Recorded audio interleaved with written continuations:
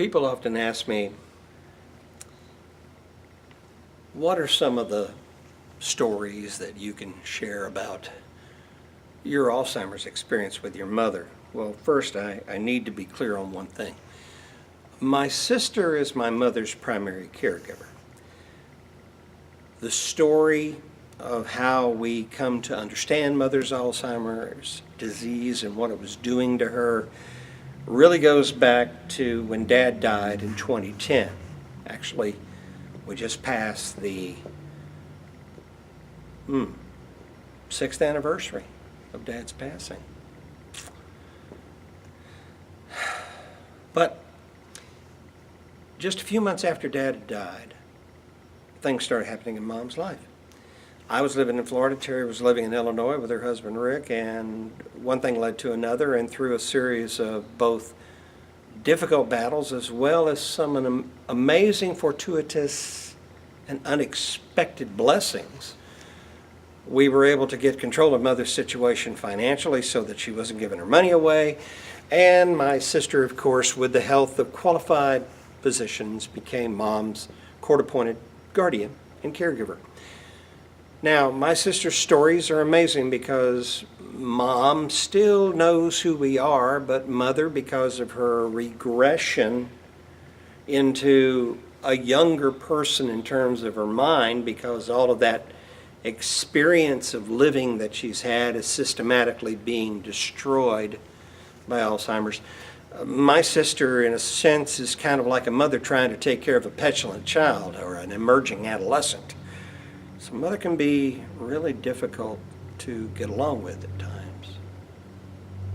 And I still remember having observed this one time. And I told this story in my speech, I never noticed, and the audience laughed. And truth be known, when you look back at some of the stories that take place, some of them are funny. If you look back at them in 20/20 hindsight, they're actually humorous. But yet also they're terribly tragic. But imagine, just if you would, here you are at a familiar place that you're visiting of a relative's.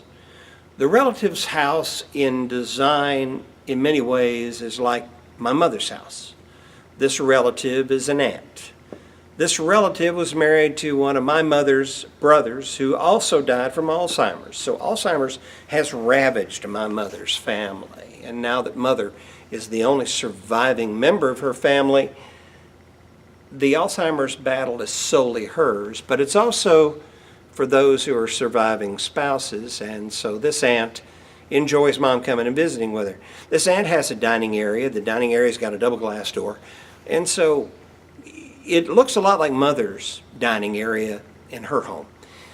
So here we are, we bring Mom in, we're starting this conversation. Now remember, Mother's the one with the Alzheimer's, and the Alzheimer's is now advancing towards in the latter stages of what we call the mid section of Alzheimer's. She's still in a position where she knows people generally, but places, things, locations, distance, time, travel, all that sort of thing now are difficult to grasp. She's losing contact with reality.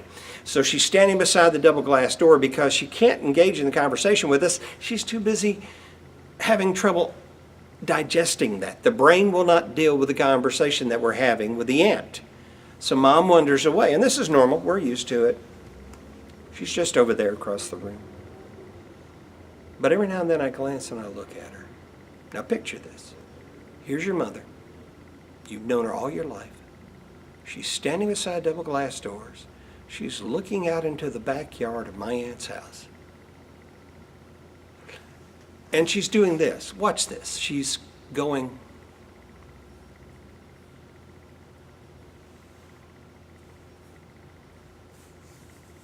And this goes on for 5 minutes. And I know that she's distressed about something. She's worried. She's confused. She's concerned. So I walk up to her. And I look at her and I say, Mom, are you okay? This is exactly what she said. Stop and think now. Remember what I've already told you about the location and where she's standing and about the familiarity of that location to her home that she knows and has lived in for 5 decades. She turns to me and says, "I'm not sure, Johnny. I think I'm okay, but I just don't know for sure." And I said, "Well, what is it?"